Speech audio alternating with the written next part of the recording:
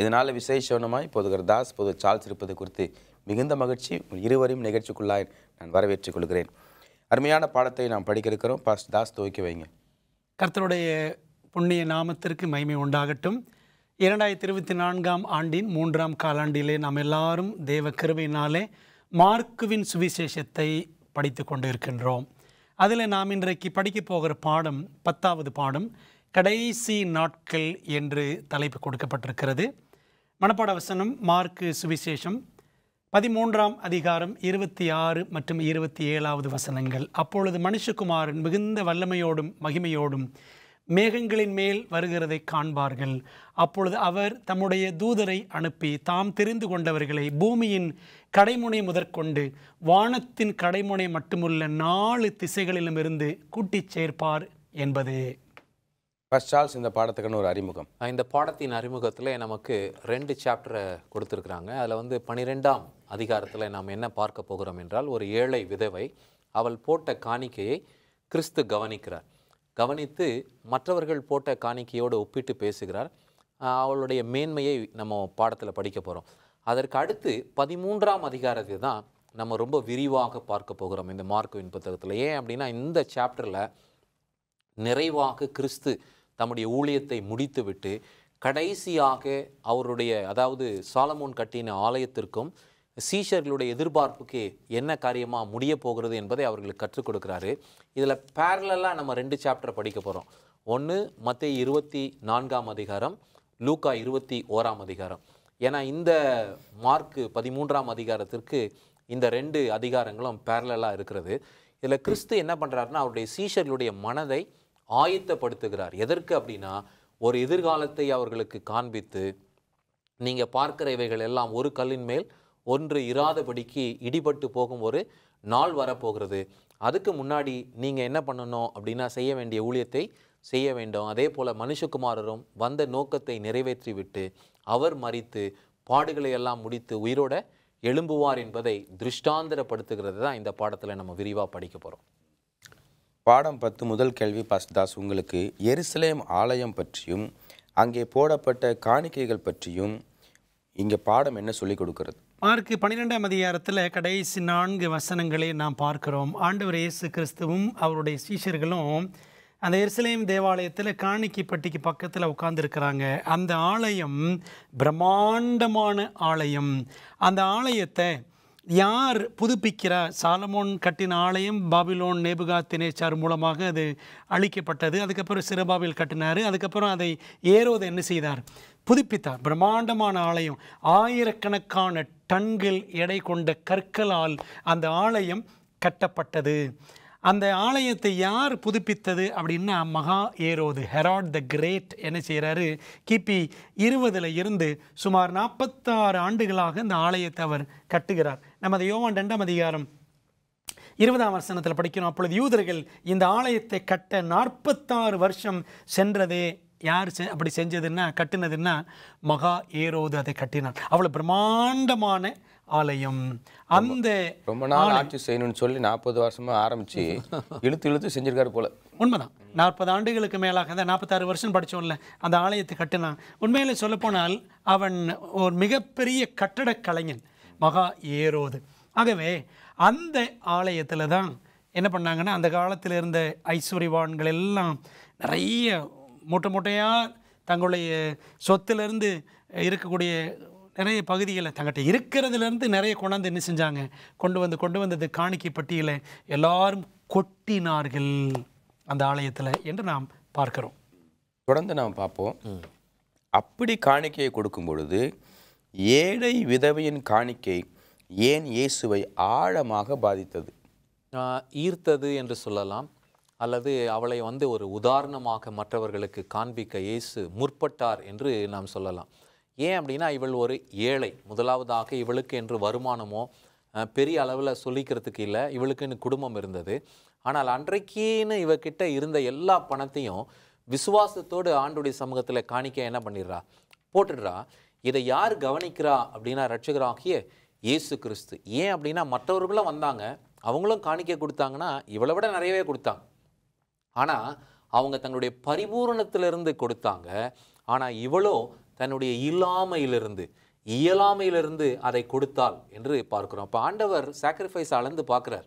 ஆபிரகாமை உன்னுடைய குமாரனை எடுத்துக்கொண்டு போ என்று சொன்ன பொழுது அவருடைய தியாக மனப்பான்மையை ஆண்டவர் சோதித்தார் என்று பார்க்கிறோம். இன்றைக்கும் நம்முடைய தியாக மனப்பான்மையை ஆண்டவர் சோதித்து பார்க்கிறார். அவ்வகையிலே பார்க்கும்பொழுது இந்த பெண்மணி ஒரு பயங்கரமான எக்ஸாம்பிள் என்று தான் சொல்ல வேண்டும். அதனால தான் ஆண்டவர் இந்த பெண்மணியை குறித்து அவர் சாட்சி கொடுக்கிறார். அந்த சாட்சி என்ன அப்படின்னா, இவள் ஒன்றுக்கும் கவலைப்படாமல், உலக கவலையெல்லாம் இவளுக்கு இல்லை, தேவனை முதன்மையாக வைக்க வேண்டும், எல்லா பாரத்தையும் ஆண்டவர் மேலே போட்டுட்டேன், ஆண்டவருக்குரியதை நான் கொடுப்பேன் அப்படின்னா என்னையும் என் குடும்பத்தையும் பாதுகாக்கிறது யாருடைய கையில் இருக்கிறது? தேவனுடைய கையில் இருக்கிறது. இதுக்கு பின்னாடி இந்த பெண்ணுக்கு என்ன நடந்துச்சு, இவள் எப்படி ஆசீர்வதிக்கப்பட்டாள் என்பதெல்லாம் நமக்கு சொல்லப்படலை. ஆனால் அவளுடைய உண்மை குணம் இங்கு வெளிப்பட்டது. ஆண்டவருக்காக அவள் தியாகம் செய்தாள் என்பதை கிறிஸ்து இங்கு பேசுகிறார். பாடம் 10 பாஸ்டர் தாஸ் நம்ம பேசிகிட்டு இருக்கோம். ஒலிவ மலையில் எத்தனை பேர் இருந்தனர்? ஆலயம் பற்றிய இயேசு சொன்ன ஆச்சரியமான விஷயம் என்ன? மார்க் 13ஆம் அதிகாரத்திற்கு நாம் இப்பொழுது வருகிறோம். அதில் பார்த்தீங்கன்னா 4 பேர் ஆண்டவர் இயேசு கிறிஸ்துவோடு அந்த ஒலிவ மலையில் இருந்ததாக 3ஆம் வசனத்தில் படிக்கிறோம். பேதுரு, யாக்கோபு, யோவான், அந்திரேயா. இங்கே மட்டும்தான் இந்த 4 பேரோட பேர்கள் சொல்லப்பட்டிருக்கிறது. இதை ஒலிவமலை பிரசங்கம், ஆலிவெட் டிஸ்கோர்ஸ் என்று சொல்லுவார்கள். மற்ற 24, 25 அதிகாரங்கள், மார்க் 13, லூக்கா 21, இதெல்லாம் பார்த்தீங்கன்னா அந்த கடைசி கால சம்பவங்களை பற்றி சொல்லப்பட்டிருக்கிற ஒலிவமலை பிரசங்கம் என்று சொல்லலாம். அங்கே அந்த ஒலிவமலையில் உட்காந்து இந்த ஆலயத்தை பார்க்குறாங்க. அந்த ஆலயம் பிரம்மாண்டமான ஆலயம்னு பார்த்தோம். அதில் குறிப்பாக தெற்கு பகுதியில் இருக்கக்கூடிய அந்த காம்ப்ளெக்ஸ் ஆலயத்தின் பக்கத்தில் அந்த பெரிய வளாகத்தில் பார்த்தீங்கன்னா அங்கே மாத்திரம் 162 தூண்கள் இருக்குமா. அப்போ முழு ஆலயத்தையும் நீங்கள் யோசித்து பாருங்கள், எவ்வளோ பிரம்மாண்டமாக இருக்கும். அந்த ஒலிவமலையிலேருந்து கீழே பார்த்தோன்னா அந்த ஆலயத்தின் தோற்றமே அவ்வளோ மகத்துவமாக அது இருந்தது. பிரம்மாண்டமான இடம்தான் இந்த எருசலேமினுடைய ஆலயம். ஆனால் ஆண்டவர் அங்கே மலையிலிருந்து பார்த்துக்கிட்டு அவர் சொல்கிறாரு, வசனம் 2 படிக்கிறோம். இயேசு அவனுக்கு பிரதியுத்தரமாக, இந்த பெரிய கட்டடங்களை காண்கிறாயே, ஒரு கல்லின் மேல் ஒரு கல் இராதபடிக்கு எல்லாம் இடிக்கப்பட்டு போகும் அப்படின்னு சொன்னார். ஆண்டவர் சொன்னது மாதிரியே பாருங்கள், ரோமர்கள் கிபி 70 என்ன செஞ்சாங்க, எருசலேமை தீக்கிரையாக்கி, அது ஒரு கல் மேலே ஒரு கல் கூட இல்லாத அளவுக்கு, ஏன்னா அவ்வளவுக்கு தங்கம் என்ன பண்ணிச்சான், உருகி இருந்தது. அப்போது ஒரு கல் மேலே ஒரு கல் இல்லாத அளவுக்கு எல்லாத்தையும் கல்லை கூட தனித்தனியை பிரிச்சுட்டாங்க. அப்படியே நடந்தது. ஆண்டவர் சொன்னது அப்படியே நடந்தது என்பதை நாம் மிக தெளிவாக சரித்திரத்திலையும் படித்து புரிந்து கொள்கிறோம். ஒலிவ மலையிலே ஆதி திருச்சபைக்கு மட்டுமல்ல, ஆண்டவர் இயேசு நமக்கும் தந்துள்ள எச்சரிப்புகள் என்னென்ன? இந்த எச்சரிப்பு என்ன, ஏன் இந்த தீர்க்க தரிசனத்தை ஆண்டவருடைய சீஷர்களுக்கு சொன்னார்னா, ஏதோ அவங்கள பயப்படுத்துறதுக்காக அல்ல, அவர்களை ஆயத்தப்படுத்துகிறதுக்காக, டு மேக் தம் விஜிலண்ட் என்று பார்க்கிறோம். அப்படின்னா இவைகளெல்லாம் ஆண்டவர் முன்னமே சொல்லியிருக்கிறாரு. அவர் சொன்ன வார்த்தையின்படியே இவைகளெல்லாம் சம்பவிக்கும் என்பதை அவருடைய சீஷர்கள் அறிந்த பிரகாரமாக நாமும் அறிந்து விசுவாசித்து நம்முடைய விசுவாசத்தை வெளிப்படுத்த வேண்டும் என்பது நோக்கமாக இருக்கிறது. அதில் குறிப்பாக ஆண்டவர் சீஷர்கள் கிட்ட கற்றுக் கொடுத்தது என்ன அப்படின்னா, அவருடைய உபத்திரவம் அவரோடு முடிகிறது அல்ல. அவர் பாடுபட்டு மரித்து அவர் பரமேறின பிறகு அவருடைய சீஷர்களும் அவருடைய நாமத்தின் நிமித்தமாய் வரும் பாடுகளை சகிப்பார்கள். என்னென்ன என்பதை சொன்னார். உங்களை ஆலயத்திலிருந்து புறம்பாக்கி போடுவார்கள், நீங்கள் சொல்கிற வசனத்தை அவங்க என்ன பண்ண மாட்டாங்க, ஏற்றுக்கொள்ள மாட்டாங்க, உங்களை சிறைச்சாலையில் போடுவாங்க, சில நேரத்தில் உங்களை கொன்று போடுகிறதுக்கு ஏதுவாகவும் அந்த சோதனை உச்சக்கட்டத்தை அடையும். அதனால் வெறும் யோவான் ஸ்நானகனுக்கு மட்டும்தான் அந்த பாடு நினைக்காதீங்க, உங்களுக்கும் அதே போல் பாடு, இதோ பச்சை மரத்துக்கே இப்படிப்பட்ட ஒரு பாடுன்னு பட்டை மரத்திற்கு எப்படி ஒரு பாடு என்பதை ஆண்டவர் அவங்களுக்கு கற்றுக் கொடுக்கிறார். இந்த ஒரு தீர்க்க தரிசனத்தை நம்முடைய வாழ்க்கையில் நாம் ஒப்பிட்டு பார்க்கும் பொழுது பவுல் ரொம்ப அழகாக சொல்லுவார். பிலிப்பியரில் ஒரு வசனம் 1ஆம் அதிகாரத்தில், இதோ கிறிஸ்துவினிடத்தில் நாம் பட்ட அதே பாடுகளை நாமும் நம்முடைய வாழ்க்கையில் பட வேண்டியதாக இருக்கும். ஏன் அப்படின்னா, நாம் அவர் மேல் விசுவாசம் வைக்கிறதற்காக மாத்திரம் நமக்கு கொடுக்கப்படாமல் அவர் நிமித்தம் வரும் பாடுகளை நாம் பெற்றுக்கொள்ளவும் நமக்கு என்னவா கொடுக்கப்பட்டிருக்கு, அருளப்பட்டு இருக்கிறது என்பதை சொல்வார். இதுதான் இன்னைக்கு நமக்கு பாடமாக இருக்கிறது. திடீர்னு ஆண்டவர் இன்னொரு காரியத்தை வெளிப்படுத்துகிறார். பாழாக்கும் அருவருப்பை பற்றி இயேசு சொன்ன பொழுது பழைய ஏற்பாட்டில் எந்த தீர்க்கதரிசன புத்தகத்தை ஆராய சொல்லுகிறார்?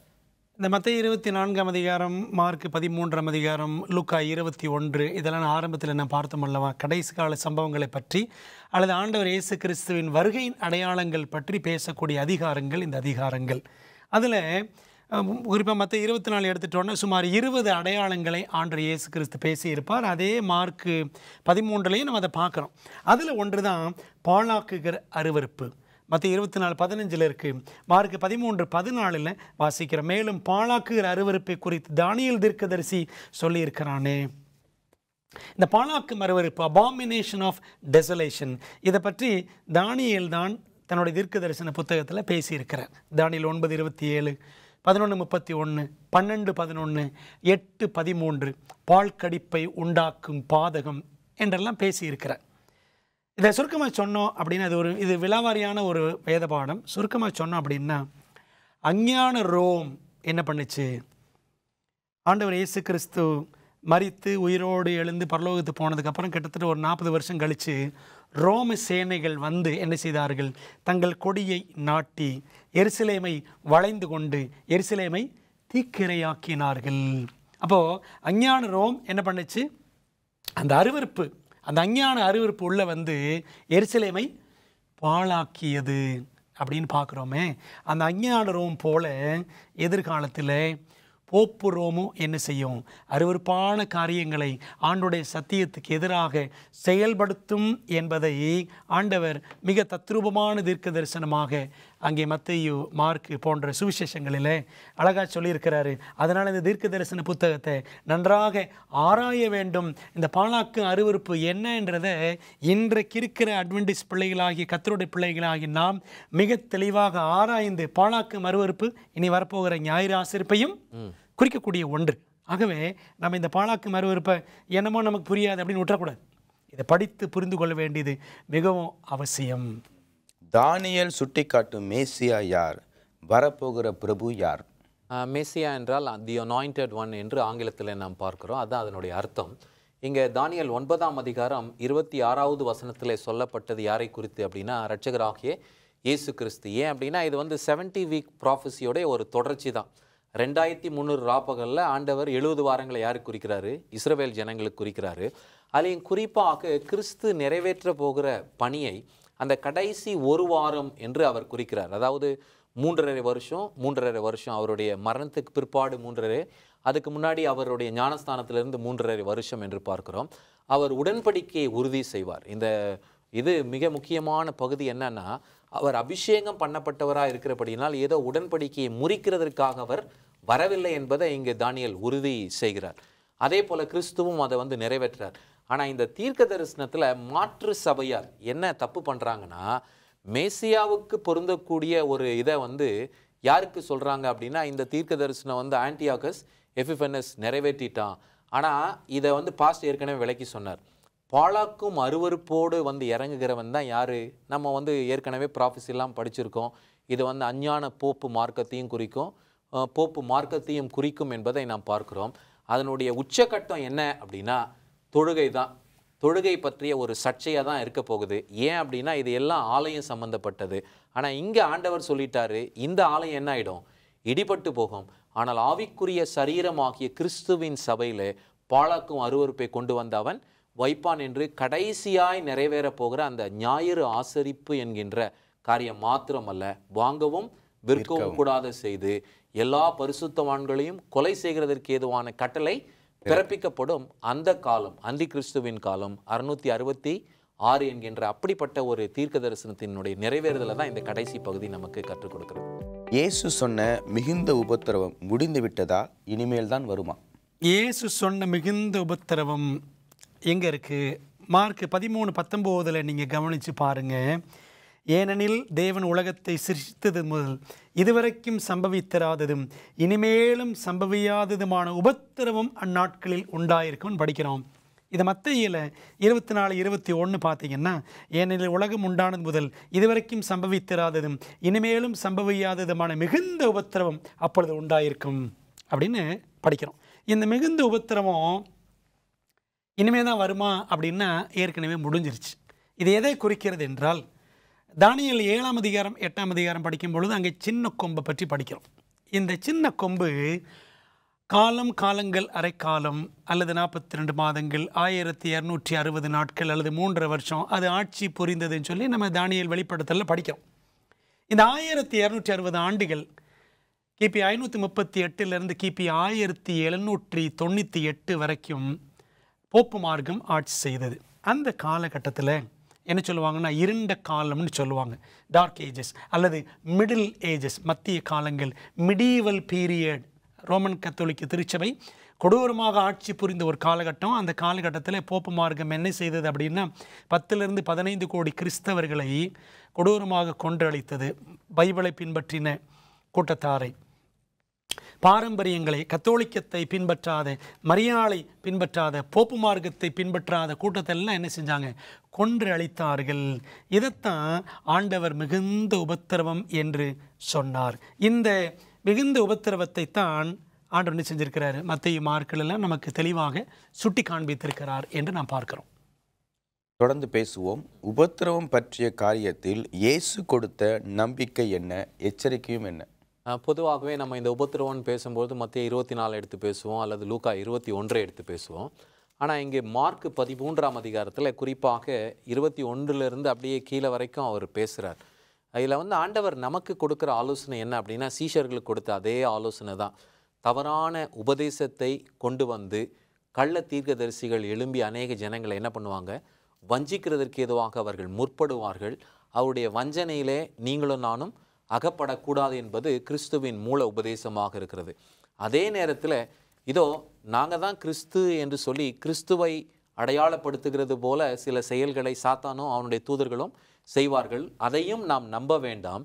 ஆனால் இதில் ஆண்டவர் நமக்கு கொடுக்குற ஒரு ஆறுதலான மேன்மை என்ன அப்படின்னா, இந்த உபத்திரவமானது ரொம்ப நாட்கள் இருக்க போகிறதில்லை. ஏன் அப்படின்னா, கஷ்டனாவே எவ்வளோ நாள் பாஸ்டர் கஷ்டப்படுறது என்று சொல்லி வேதனைப்படுவாங்க. கஷ்டப்படுறது ஒரு பிரச்சனை கிடையாது. அது எத்தனை நாட்கள் நீடித்திருக்கிறது என்பது தான் நம்முடைய விசுவாசத்தை சோதிக்கக்கூடிய ஒன்றாகவும் நம்முடைய பொறுமையை சோதிக்கக்கூடிய ஒன்றாக இருக்கிறது. கற்பனையை கை கொள்ளும் பொழுது போராட்டம் வரும் என்பதை நம்ம இந்த பாடத்தில் படிச்சுட்டு இருக்கோம். ஆனால் இங்கே ஆண்டவர் ஒரு நற்செய்தியை கொடுக்குறார்.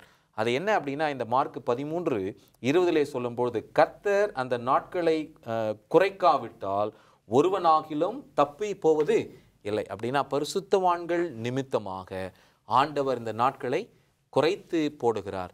நாம் தப்புகிறோம். அந்த மேன்மையை ஆண்டவர் பரிசுத்தவான்களுக்கு கொடுக்கிறார். அதுலேயும் யாருக்கு அப்படின்னா, ஆட்டுக்குட்டியானுடைய ஜீவ புஸ்தகத்தில் பெயரெழுதப்பட்டவர்கள் இந்த பாக்கியத்தை பெற்றுக்கொள்ளுகிறார்கள். புதிய ஏற்பாட்டிலே 2ஆம் வருகை குறித்து சொல்லப்பட்டது. இயேசுவின் 2ஆம் வருகை பற்றிய சத்தியத்தை புதிய ஏற்பாடு எப்படி வர்ணிக்கிறது?